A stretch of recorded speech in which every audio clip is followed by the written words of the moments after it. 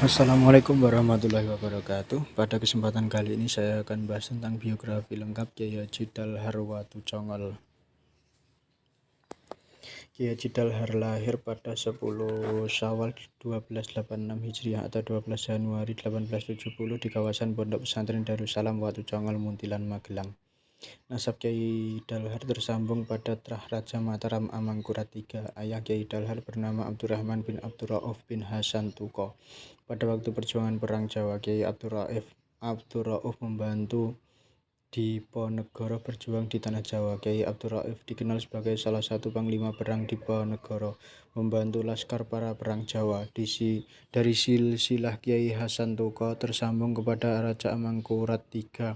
Pemerintah 1703-1705 atau Amangkurat Mas. Kiai Hasan Tuko memiliki nama ningrat, yakni Raden Bagus Kemuning.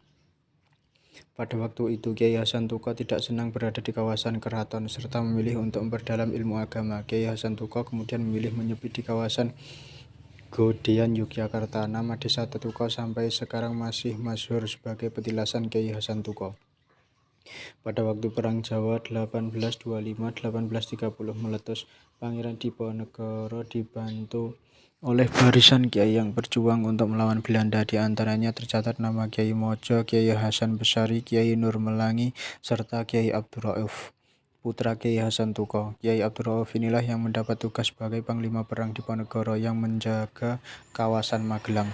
Pada kisaran awal abad 19, kawasan Magelang menjadi jalur penting dalam ekonomi dan politik karena menjadi titik pertemuan dari kawasan Yogyakarta menuju Temanggung dan Semarang di daerah pesisiran. Kiai Abdurrauf menjadi panglima untuk menjaga wilayah Magelang serta memberi pengaruh penting penganut Diponegoro di kawasan ini.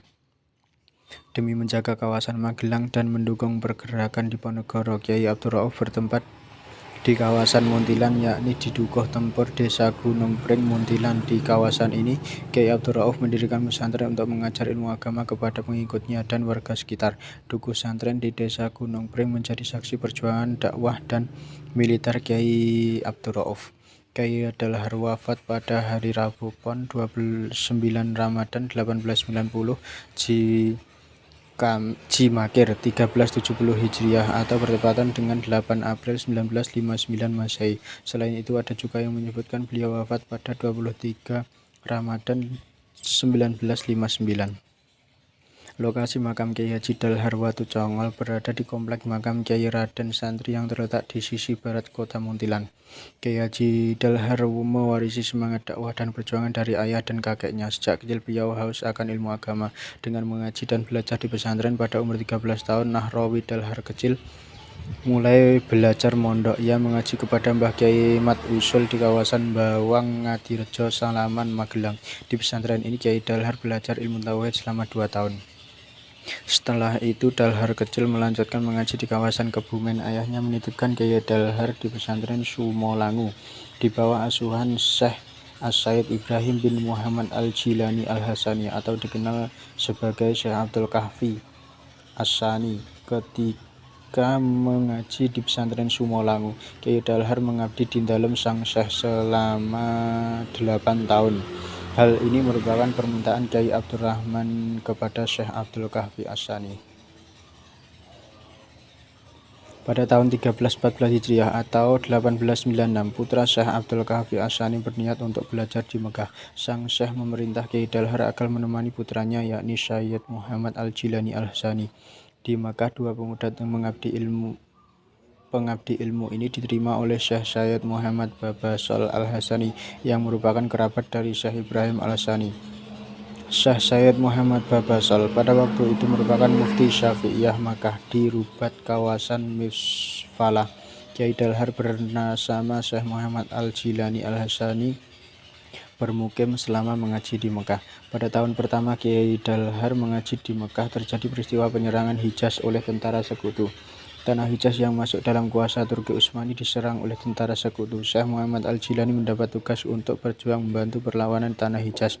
Setelah 3 bulan mengaji, sedangkan Kiai Dalhar beruntung dapat terus mengaji selama 25 tahun di Tanah Suci. Di Tanah Hijaz, nama Dalhar menemukan sejarahnya. yakni pemberian dari Syekh Sayyid Muhammad Babasal Al-Hasani hingga tersemat nama Nahrawi Dahar. Kiai Dalhar memperoleh ijazah mursyid Thariqah Syadziliyah dari Syekh Muhtaram Al-Maki dan ijazah Aurat Dalailul Khairat dari Syekh Muhammad Amin Al-Madani. Dari jalur Thariqah inilah Kiai Dalhar dikenal sebagai mursyid sufi, ulama alim sekaligus penggerak perjuangan pada masa kemerdekaan di Indonesia. Kiai Dalhar menurunkan ijazah Thariqah Syadziliyah kepada 3 orang muridnya, yakni Kiai Iskandar Salatiga, Kiai Dimhayati Banten, dan Kiai Ahmad Abdul Haq. Ketika mengaji di Mekah secara istiqomah, Kiai Dalhar tidak pernah buang hadas di tanah suci. Ketika ingin berhadas, Kiai Dalhar memilih pergi di luar tanah suci sebagai bentuk penghormatan. Inilah bentuk takdim sekaligus sikap istiqomah Kiai Dalhar yang telah teruji. Kiai Dalhar dikenal menulis beberapa kitab, di antaranya kitab Tanwir Al-Ma'ani, Manaqib Syekh As-Sayyid Abdul Hasan Ali bin Abdullah bin Abdul Jabbar As-Syadzili Al-Hasani, Imam Thariqah Syadziliyah. Kiai Dalhar juga menjadi rujukan beberapa kiai yang kemudian menjadi pengasuh pesantren ternama. Di antara murid Kiai Dalhar yakni Kiai Maksum Lasem, Kiai Mahrus Ali Reboyo, Abu Yadim Yati Banten, Kiai Marzuki Giriloyo, serta Gusmi. Gusmi juga dikenal dekat dengan Kiai Dalhar. Dalam catatan Ibad 2007, Gusmi bisa membina hubungan dengan Mbah Jogoroso, Kiai Asyori, Gusmat putra Kiai Dalhar, Kiai Mansur, dan Kiai Arwani. Kemudian mata rantai berlanjut dari Kiai Asyori. Gusmi menimba hubungan dengan Kiai Abdurrahman bin Hasim, Mbah Benu, dan Kiai Hamid Kajoran. Lalu dari Kiai Hamid Kajoran, Gusmi berinteraksi dengan Mbah Junaid, Mbah Mangli, dan Mbah Muslih Mranggen. Sosok Gusmi memang sudah nyentrik sejak masa kecilnya. Kiai Jazuli Usman, sang ayah yang dikenal sangat ketat dalam mengaji, harus memilih cara berbeda mendidiknya dibandingkan dengan anak-anaknya yang lain. Ibu Nyai Rodiyah, sang ibu, juga sudah menengarai ada keistimewaan Gusmi sejak di masa kandungan. Makanya Kiai Jazuli tetap selalu konsisten untuk mendidik Gusmi dalam mencari ilmu agama. Gusmi kemudian dikirim ke pesantren Lirboyo Kediri. Di tengah-tengah pendidikannya di Lirboyo, Gusmi justru pergi ke Watu Congol Magelang, ke pondok pesantren yang diasuh Kiai Haji Dalhar yang terkenal sebagai seorang wali di Magelang, Jawa Tengah. Kiai Haji Dalhar adalah seorang di antara 3 wali yang termasyhur di Jawa Tengah. Ketiga wali itu adalah Kiai Haji Hamid Kajoran Magelang sebagai wali dakwah dan Kiai Haji Dalhar sendiri sebagai wali hakikat. Akan tetapi sejak Kiai Haji Dalhar wafat pada 1959, menurut sebagian pendapat posisinya digantikan Kiai Haji Mangli Muntilan Magelang. Kiai Haji Dalhar akhirnya mau menerima Gusmi sebagai muridnya khusus untuk belajar Al-Quran. Akan tetapi Gusmi tidak hanya sampai di situ saja. Ia berulang kali juga meminta berbagai ijazah amalan untuk menggapai cita-cita, tanggung jawab, dan ketenangan hidupnya. Seolah ingin menguras habis semua ilmu yang ada pada Kiai Haji Dalhar, terutama dalam hal kapasitas Kiai Haji Dalhar sebagai seorang wali, mursyid thariqah, dan pengajar Al-Quran. Gusmi juga seolah ingin mempelajari bagaimana seharusnya menjadi seorang wali, apa saja yang harus dipenuhi sebagai seorang mursyid dan seorang pengajar Al-Quran.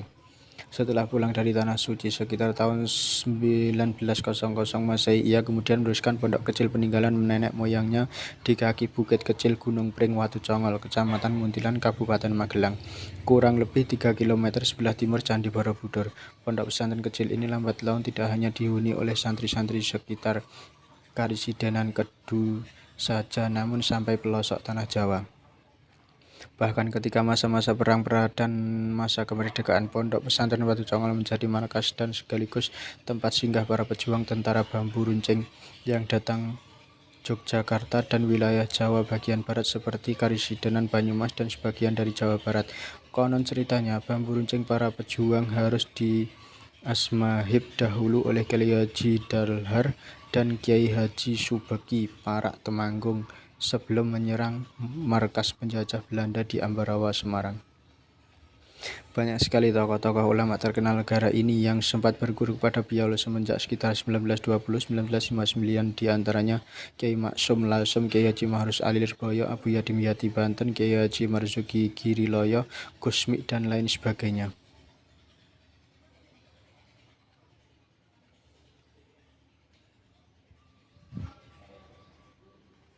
Subhanallah, semoga bermanfaat. Assalamualaikum warahmatullahi wabarakatuh.